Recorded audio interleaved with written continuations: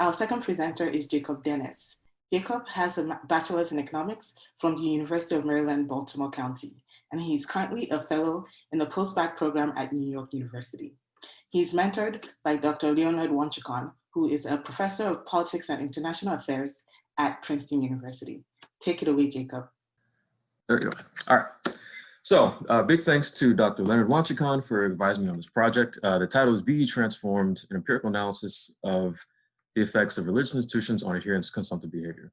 So I'm really interested in how units and people's tastes and behaviors are formed, transferred, and evolve over time. And the really cool thing about religious institutions, churches, mosques, temples, what have you, is that they are firms whose explicit purpose is to change individuals' tastes and preferences, or tastes and behaviors, specifically in a very predictable way, i.e. along the dogma of whatever religious institution it is. And the literature of the economics of religion, the literature on the economics of religion is really centered upon experimental design and also theoretical frameworks. So what there doesn't seem to be a lot of is a lot in the way of just straight observational data. And when thinking about this project, it became apparent that if the experimental design and the theory supports that religious institutions change people's behaviors in a very particular way, then that should also be reflected in the observational data. So that's what I attempted to do with this project. So the research question is, what are the effects of high momentum faith-based institutions on local consumptive behavior?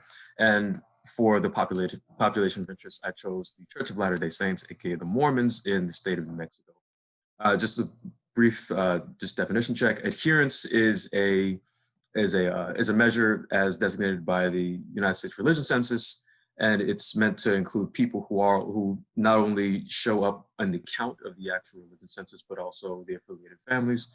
So it's meant to be a more complete kind of count of the number of people affiliated with a particular church in a particular county. And I designate high momentum because I wanted to find churches I want to find churches in the United States whose growth exceeded the population growth from 1980 to 2010, which is the time period that I'm looking at.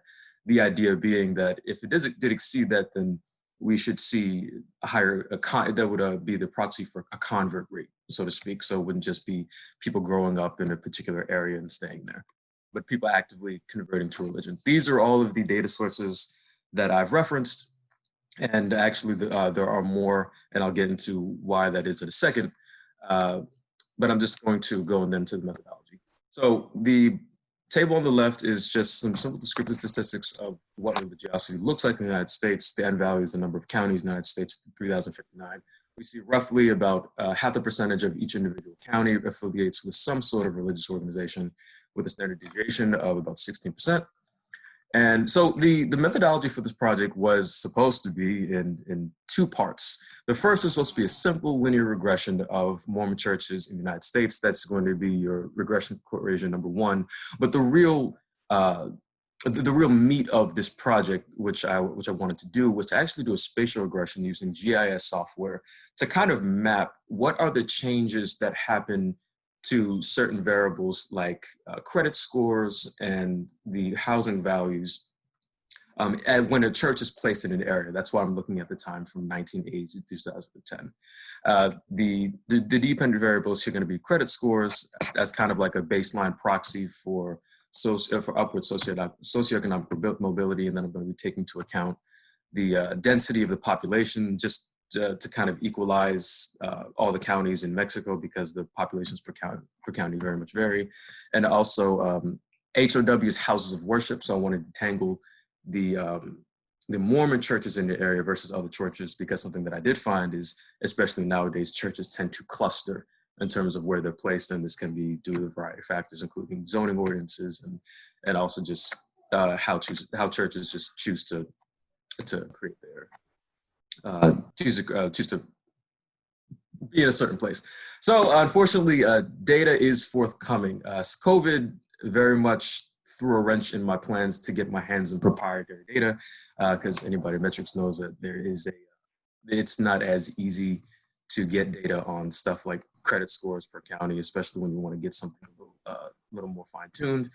And that just threw a wrench in the negotiations that I was going into. But the framework is there, so now I'm just waiting on data. So this is very much a project that's on its way to being done. These are some of the papers that I've cited. And thank you for your time.